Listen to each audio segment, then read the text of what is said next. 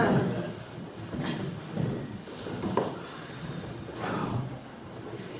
I'm an observant Jew, so let me just observe you for a moment.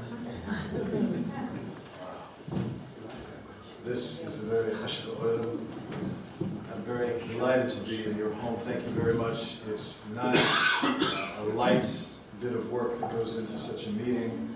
Many details, many little bits and pieces to make it very special. All of it done with very, very special concern, and I appreciate it very much.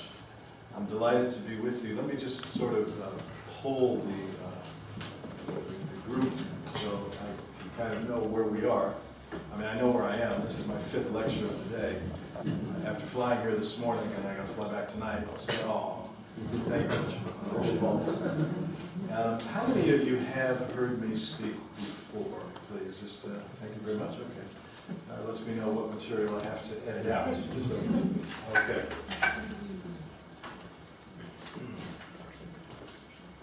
It's interesting. I've spoken in so many different places. It's never the same. And the reason it's not the same is because the need of each particular group that gathers is distinct unto itself. And I just, I do this little thing right here in the beginning because this is part of what I call my tuning into you process. So you think I'm just sort of warming up, but I'm really actually checking out not just who's here, but how are we here? What's the nature of this group? And what does Hashem want us to do tonight? Because as I heard somebody once wisely say, it's not so important that you hear what I have to say. It's more important that you hear what Hashem has to say while I happen to be talking. I'm just a pipeline.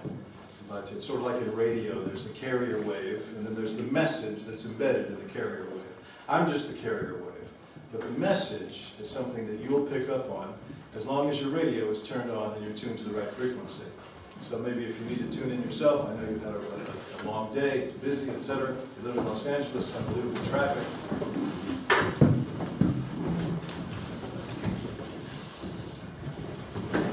I migrated from Los Angeles to New York about 8 years ago, a little over 8 years ago, and was working for a .com that went .bomb after 9/11.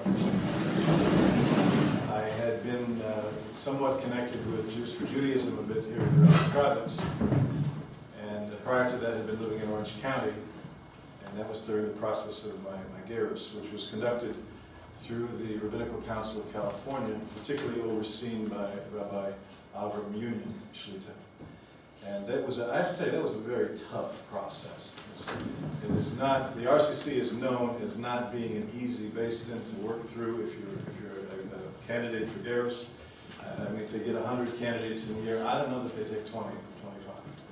And tonight I was just speaking at Anshe Emes. Rob Summers was one of the people on that early basin that I appeared before, and I got some interesting insights as to what they really felt when I showed up, because it was like, this guy's either a really clever spy, or maybe he could actually be some help to Cloud Israel.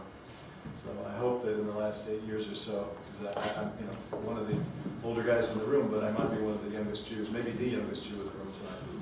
I turned 8 right before Hanukkah. Chav Gimel Kislev is my birthday. One that really counts. Actually, I get 2 birthdays. It's very nice in my house.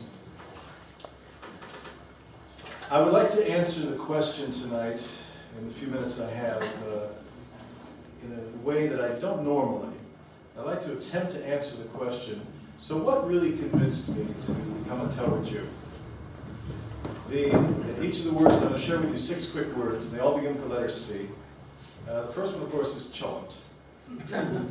No, that's not true, but in a sense, it is true, because what is a cholent? A cholent is a unique blend of ordinary ingredients, slow cooked over time, with a resulting, gastronomically delightful taste.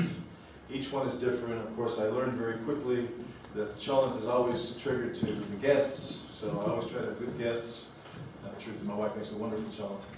And the things I want to share with you are really kind of an ideological cholent that came to me over a lot of time. People often want to find that one particular thing. Was it an insight? Was it aspect of Torah? Was it a revelation of some kind? Did I have an echo from Har Sinai that seemed to reverberate down and sort of like a basco catch me